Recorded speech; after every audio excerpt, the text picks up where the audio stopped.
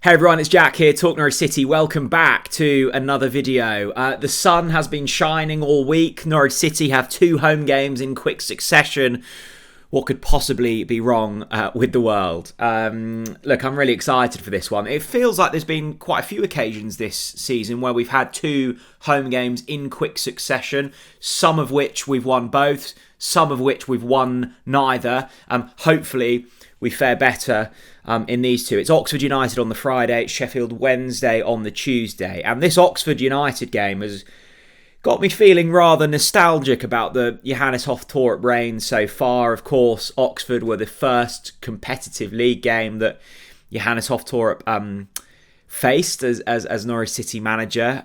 Cast your mind back, well, when are we talking? Like August, aren't we?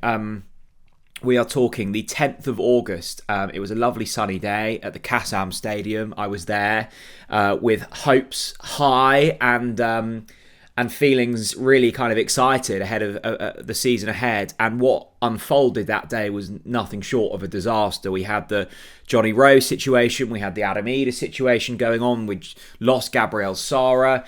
The team looked a complete and utter mess. And I walked away from the Kassam with a very similar feeling to the feeling I had a few years prior walking away from the Den at Millwall, having just seen Norwich City lose 4-0 very early on in Daniel Farke's reign. And both of those times feeling completely helpless at what I've seen unfold in front of my very eyes, and the feeling of just complete overwhelmingness, just kind of gulfing the what I'd just seen. It felt like the task on hand for Johannes and Ben Napper and everyone else involved at the football club was monumental.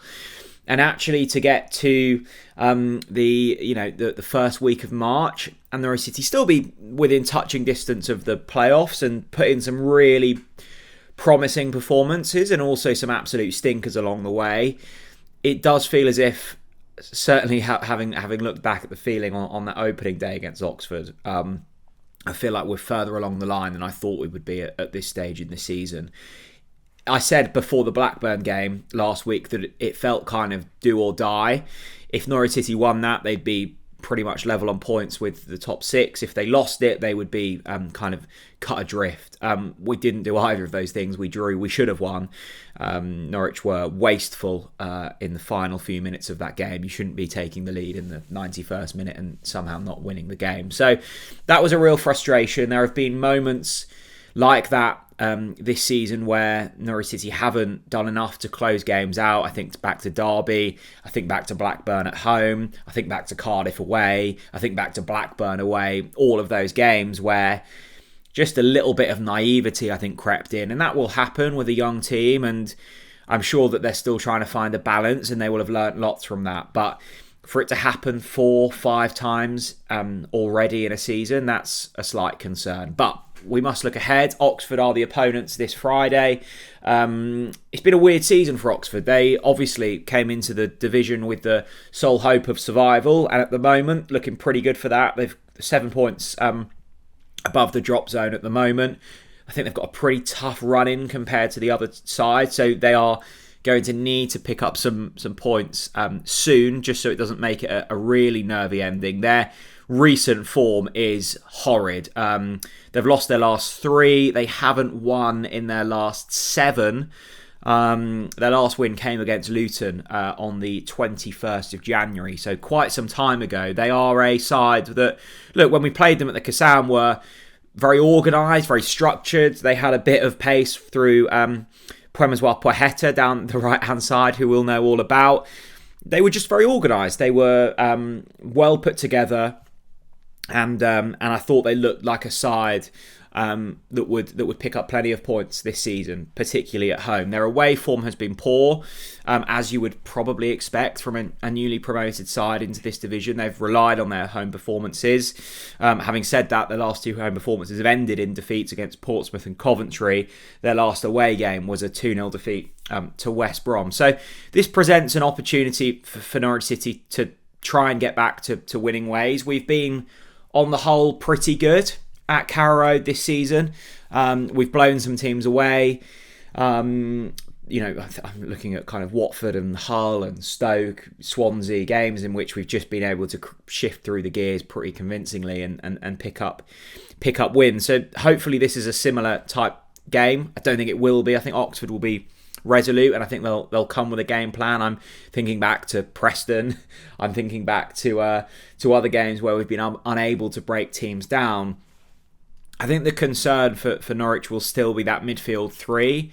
Sorensen has still been starting. That's mainly down to Kenny McLean still being unavailable, and I don't think he'll have a full 90 minutes in him anytime soon. So we're going to have to get used to a Sorensen or a Jacob Wright or someone in the middle of the park. That has been the area all season, really, where we've struggled to find a kind of set three. So that will be interesting to see how we play that. There's also going to be a tweak with the defensive line, I suspect.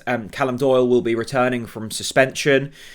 The way that Jose Cordoba has played recently, I can't see him being dropped from centre-back. I doubt Duffy will be dropped. So it means, does Doyle start at left-back or does he not start at all? I mean, that is a possibility.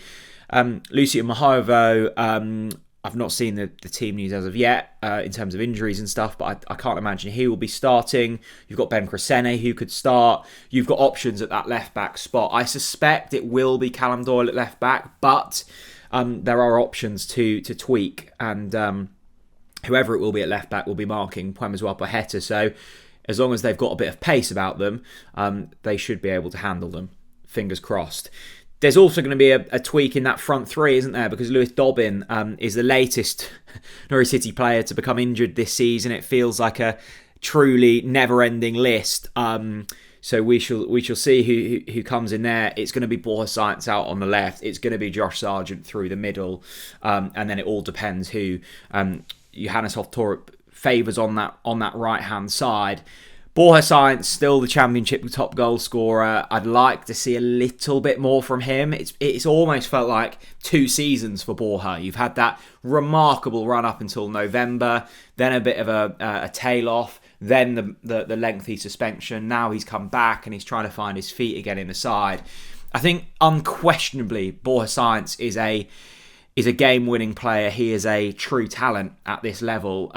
He frustrates me at times, as I suspect he will frustrate most Norwich City fans, but he's one of the few players in this division who can just turn a game in an instant, and we know that he's still got that, and I'm looking forward to seeing him this Friday night. Josh Sargent, I suspect, will have eyes on Borja's top scoring kind of title at the moment. He's on 11 goals for the season. Let's hope that he can continue that fine form.